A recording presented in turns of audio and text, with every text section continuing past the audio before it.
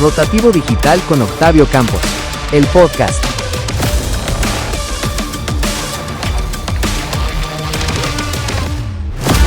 Hola amigos de Ideáticos AC, bienvenidos a su espacio Rotativo Digital. En esta ocasión nos acompaña el doctor Ernesto Villanueva, licenciado en Derecho, doctor en Comunicación Política, investigador del Sistema Nacional de Investigadores y también investigador del Instituto de Investigaciones Jurídicas de la UNAM. Es el hombre que más sabe sobre la información en México, el derecho a la información y la libertad de expresión, autor de varios libros y también catedrático. Doctor, gracias por aceptar la invitación a platicar con nosotros. Al contrario, Octavio, muchas gracias a ti y estoy a tus órdenes. Muchas gracias. Desde los 70 en México tuvo un auge el querer reglamentar la información, ¿no? Desde la época de Echeverría. Incluso se llevó a rango constitucional el derecho a la información. Pero ¿qué ha pasado a 30 años, 35 años de que se reglamentó la información en México? ¿Y cómo va la libertad de expresión? Bueno, aquí es importante señalar que efectivamente en el último párrafo del contenido original del artículo 6º se adicionó: la información será garantizada por el Estado. La información será garantizada por el Estado, ¿no? En ese sentido, pues hubo una gran confusión. ¿Qué se entendía por eso? En aquella época estábamos en un proceso de reforma electoral también, y entonces la percepción que hubo, la interpretación jurídica que hubo, es que se trataba de un acceso de los partidos políticos a los medios de comunicación. Esa fue la primera interpretación que hizo la Suprema Corte de Justicia en esa época. Posteriormente, pues fue modificándose y ya la información fue entendiéndose de una manera mucho más amplia, y donde la información o el acceso o el derecho a tener información y acceder a la información en sentido amplio se convirtió en un derecho fundamental, en un derecho humano, en un derecho de los gobernados. Entonces esto fue evolucionando la propia interpretación, el propio sentido, y después se adicionaron pues, otros párrafos al artículo 6º y fue, digamos, delimitando una de las aristas del derecho a la información, que fue la parte de recibir información, de acceder a la información, en ese sentido como el acceso a la información que tiene en su poder el quehacer público, ¿no? Es decir, los poderes del Estado y quienes realizan actividades públicas, aunque no formen parte del Estado, ¿no? Notarios públicos, en fin, empresas productivas del Estado, bastantes.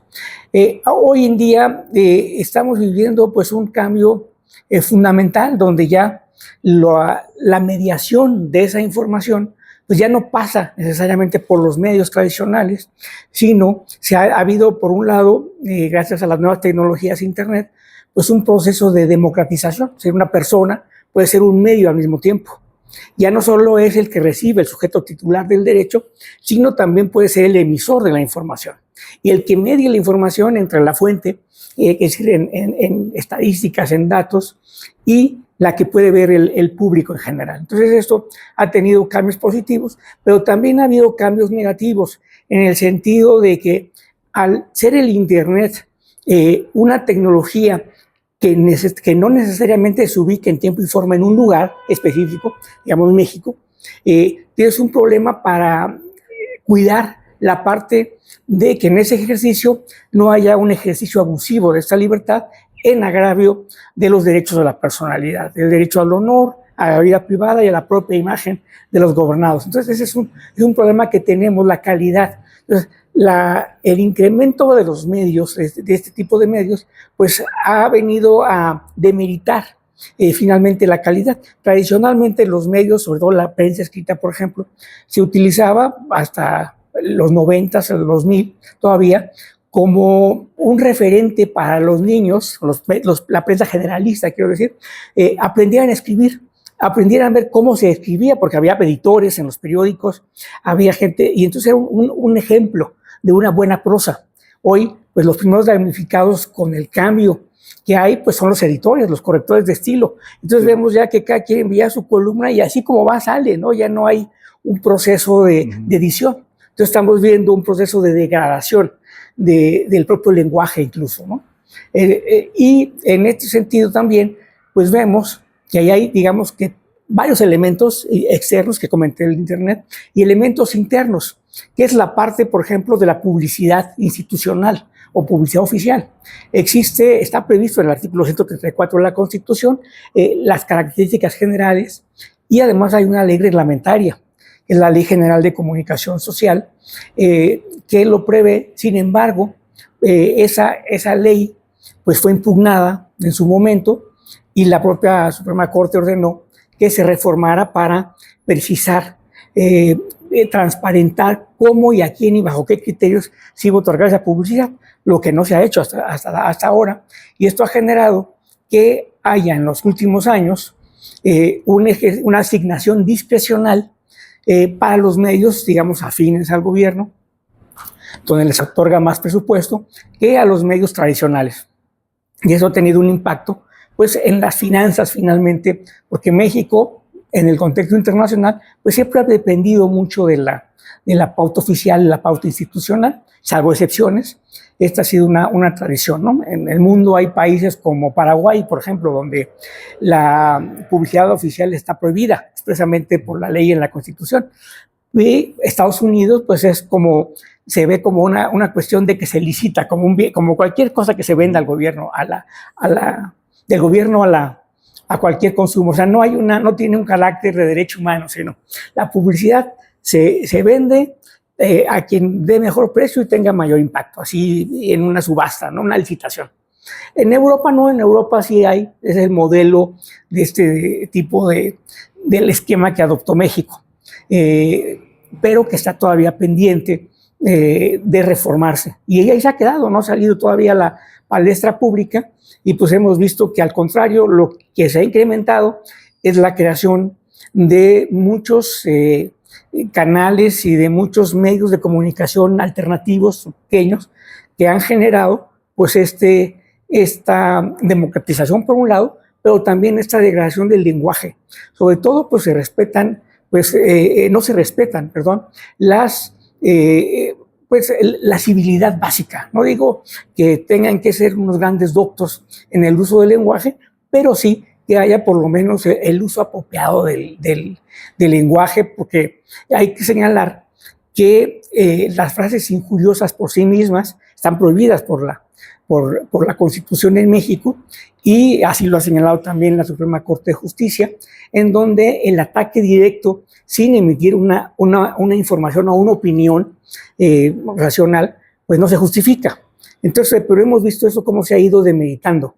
Ya las palabras altisonantes, las frases de oprobio, pues ya se han ido normalizando, desgraciadamente, y entonces pues ya los medios de entrada pues ya no son ejemplo de las escuelas para poder entender cómo escribir, cómo hablar, etc. Eso es un damnificado. Segundo, el lenguaje en general pues también ha sido damnificado. Y tercero, ahora vemos que el gobierno, desde el presidente López Obrador, se convierte no solo en el emisor, que es obligación, porque el derecho a la información, hay que señalar, es un derecho, una prerrogativa de los gobernados, de los ciudadanos, frente al poder. Es decir, en este caso, frente al gobierno, frente al gobierno en sentido amplio, quiero decir, al ejecutivo, legislativo, el judicial y ante todos los órganos que tengan un poder y que lo hagan en nombre de la sociedad en general, ¿no?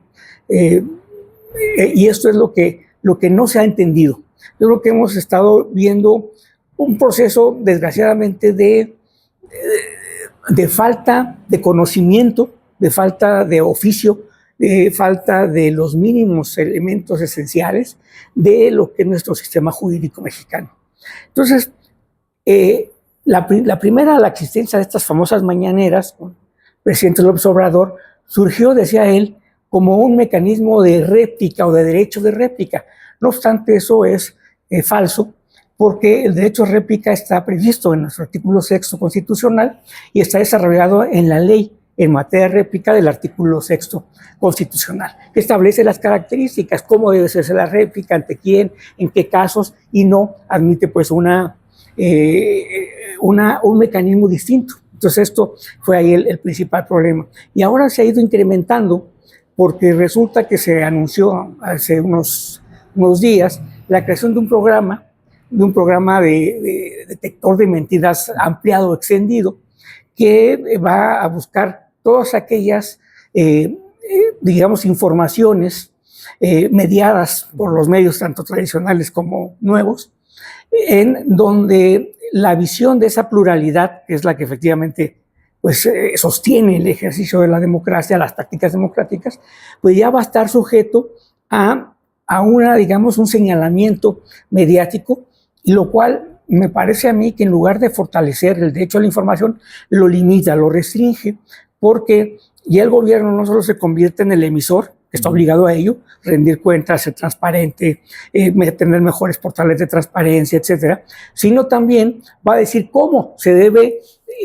interpretar y cómo se debe señalar esa información que el gobierno da. Entonces es el qué, que es la información que da el gobierno, y por otro el cómo. Entonces, en la medida en que hagan ese programa y haya un proceso de denostación contra visiones alternativas o interpretaciones distintas a los mismos hechos, pues se genera ya una situación de autocensura, que si bien no se puede documentar necesariamente, pues sí, pero sucede en la práctica. Y eso es un peligro que me parece que hay un desconocimiento, y me sorprende que en la opinión pública y en los medios pues no se diga nada, ¿no? Todo el mundo pues, quizá lo comete intuitivamente, pero no dan argumentos. Yo creo que uno de los problemas que tenemos ahora es que de todos lados hay una cantidad de información que se difunde, de análisis, pero un análisis que desde mi punto de vista no está acompañado de un rigor doctrinal, de un rigor jurídico, de un rigor de investigación, que diga, bueno, yo esta pieza que estoy entregando, pues implicó una investigación acuciosa, y ahora vemos lo que antiguamente se conocía como un maquinazo. Sí, ahí lo que se me salga, ahí lo aviento, y entonces esto genera pues una interpretación pues muy superficial e incluso equivocada en muchos casos, ¿no? Porque se interpreta por el sentido común, no por el sistema jurídico, que son cosas distintas. Sí. Pero digamos, es la situación en la que estamos. Hay un exceso de protección de parte del gobierno por decir, bueno, yo tengo el derecho a la información, sí, y lo que yo informo es lo que debe saber la opinión pública. Incluso se ha castigado mucho la actividad periodística, y en varias instituciones y en algunos estados se ha llegado incluso a la persecución periodística. ¿Qué puede hacer la sociedad y el periodismo, los periodistas, para frenar ese embate? Pues que es una pregunta fundamental la que tú estás señalando. Efectivamente, yo creo que es el caso, por ejemplo, de Campeche, el caso de Puebla, en fin, hay varios estados en donde efectivamente vemos una aplicación, digamos, desafortunada del ejercicio del poder en demérito de la libertad de expresión y del trabajo periodístico. ¿Cuál es el problema que tenemos? Primero, el primer problema que tenemos es una falta de conciencia crítica, de pensamiento crítico, porque la mayor parte de la sociedad, al no tener una educación formal e incluso una alfabetización mediática, pues asume que muchas de las cosas que se dan pues simplemente se entienden porque así es y así debe ser y no hay nada que hacer. Yo creo que eso es una postura equivocada. Por otro lado, también en quienes ejercen el periodismo, hay todavía, a pesar de que ya hay muchos años que hay toda una legislación robusta en materia de información, un gran desconocimiento. O sea, parece que hay un divorcio enorme desde que se creó la figura del derecho de la información como ciencia jurídica para estudiar, entender e interpretar el derecho a la información, en ese sentido entendido como el conjunto de normas jurídicas que permiten el acceso a la información veraz, plural, diversa y oportuna, ¿no? Ante la cantidad ya de procesos que existen, pues cada vez está siendo insuficiente. Anteriormente, en el anterior régimen, pues no había un proceso de judicialización en este sentido de decir alguien, un periodista publicaba, ya sea opinión o sea información, pues generalmente se arreglaba de manera verbal. No había, o excepcionalmente había casos de procesos judiciales. Hoy, en cambio, eso ya cada vez hay menos, y en México estamos viendo que se ha aumentado el proceso de judicialización y todo se debe ventilar ya en tribunales, ¿no? Y en tribunales bien de civiles, en tribunales administrativos, e incluso en la parte del sistema penal. Todavía quedan algunos estados, 4 estados, en donde tienen una doble regulación de protección, que me parece excesiva, de los derechos de la personalidad por la vía penal y por la vía civil. Es decir, está tanto en el Código Civil como en el Código Penal, a través de las figuras de difamación y calumnias. Entonces eso, pues yo creo que lo que tendremos que promover es que se despenalicen esos estados que faltan y sea mucho más rica la legislación en materia civil. Y en ese sentido, como ejemplo, me parece que lo más afortunado que existe en América Latina, incluso en las más afortunadas del mundo, pues es nuestra ley en materia local, la ley de responsabilidad civil para la protección del derecho al honor a la vida privada de la propia imagen para el Distrito Federal. Este es un nombre enorme, pero yo creo que esa pieza legislativa pues puede mejorarse todavía, pero me parece que es lo más acabado que existe en América, ¿no? Incluyendo Estados Unidos y Canadá. Entonces creo que el camino para la defensa está en 2 cosas: promover la alfabetización mediática, segundo, visibilizar que se está haciendo, tercero, preparar entre los periodistas pues un equipo básico que le dé seguimiento a todo esto, y hay una defensa, porque cada quien se arregla con sus propias uñas, ¿no? Y esto genera un mecanismo de autocensura. Lo estamos viendo, al caso, por ejemplo, en Puebla, el portal, digamos que Consulta, que dirigía Rodolfo Ruiz, pues es un caso en donde de pronto por una vía alterna de carácter fiscal, pues de alguna manera se le quiere fincar una responsabilidad, y yo supongo que hubo algún acuerdo para que dejara finalmente la mayoría de las acciones de sus medios, que tienen en Puebla, en Veracruz y en Tlaxcala. Y bueno, pues sin duda esto es muy lamentable y uno pues tiene que señalar estas cosas, ¿no? Finalmente tú acabas de decir que falta una actualización de la reglamentación al derecho a la información. También me acabas de comentar que es importante una reagrupación de los periodistas, ¿no? Mi pregunta es, ¿cuál crees que sea el futuro en México de esta actividad periodística, de esta necesidad de tener una reglamentación más actual y que acote más al poder público? Y si consideras importante el crear un colegio nacional de periodistas que termine con tantos sindicatos y tantas agrupaciones periodísticas. Bueno, yo creo que es muy importante también la pregunta que haces. La parte de la colegiación, irá por la última. Pues en México existe ya, de hecho, la colegiación para los licenciados en periodismo, para los licenciados en comunicación. Entonces, está previsto en nuestra ley de preprofesiones, la figura de la colegiación. Sin embargo, lo que tú me señalas, pues más bien tendría algo como un similar a lo que es la colegiación en Costa Rica, ¿no? Que tiene pues todo un mecanismo distinto, una lógica distinta de la colegiación tradicional que tenemos en México, y que sería bastante buena, porque la colegiación en este sentido ampliado pues supone capacitación, supone actualización, supone una serie de mecanismos de defensa del interés público. Es porque el interés público está asociado con el ejercicio periodístico. El ejercicio periodístico tiene, digamos que los periodistas son quienes a través de las herramientas de la libertad de expresión y de la libertad informativa garantizan el derecho a la información de la sociedad.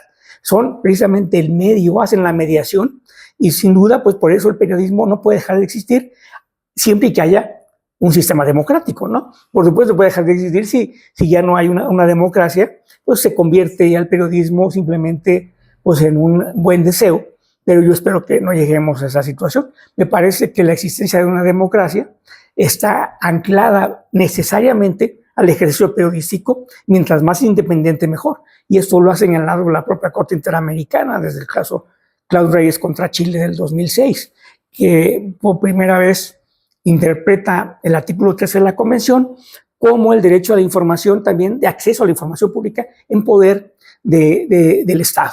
Y amplía el sentido del papel del periodista, de quien elabora en los medios, y señala que precisamente el periodismo es la piedra angular del ejercicio democrático. Piedra angular lo señala literalmente, ¿no? Entonces yo creo que, contestándote, creo que debe haber una colegiación en ese sentido, con más sentido social, no como se está previsto en la ley actual, que es muy limitado, para las profesiones tradicionales, medicina, derecho, ingeniería civil. Es decir, pero creo que tendría que adaptarse a una nueva figura.